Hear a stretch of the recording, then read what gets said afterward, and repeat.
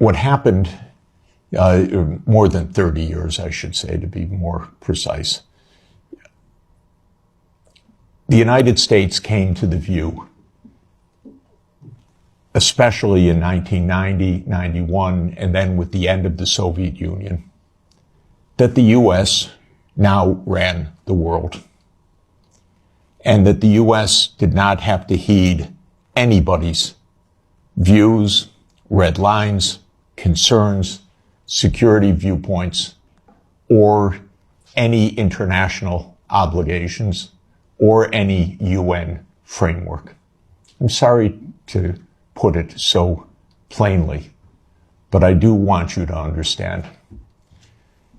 I tried very hard in 1991 to get help for Gorbachev, who I think was the greatest statesman of our modern time.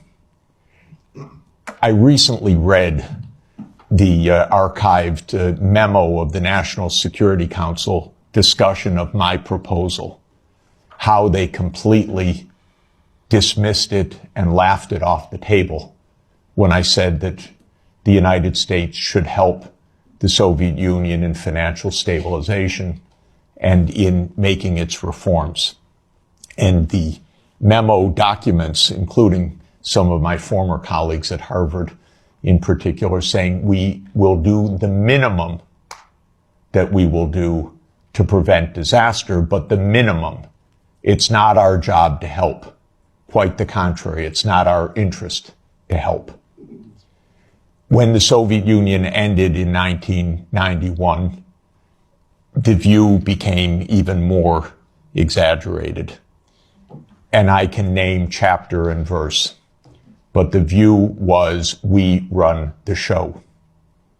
Cheney, Wolfowitz, and many other names that you will have come to know literally believed this is now a U.S. world, and we will do as we want.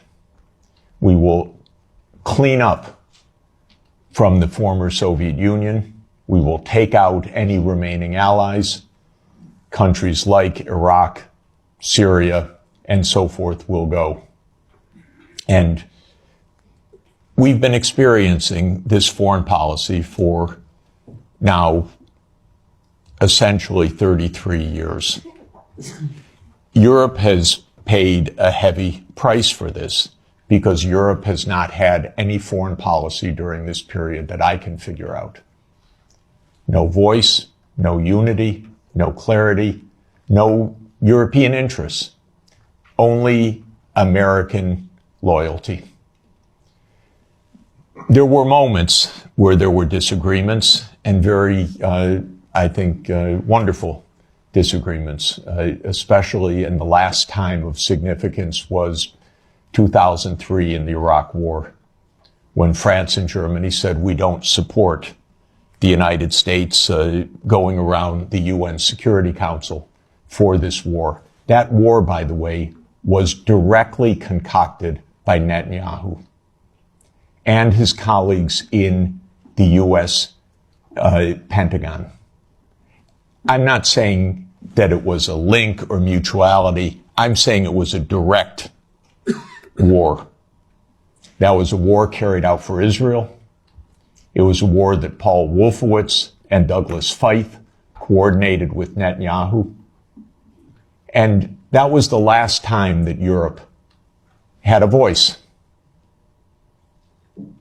And I spoke with European leaders then, and they were very clear, and it was quite wonderful.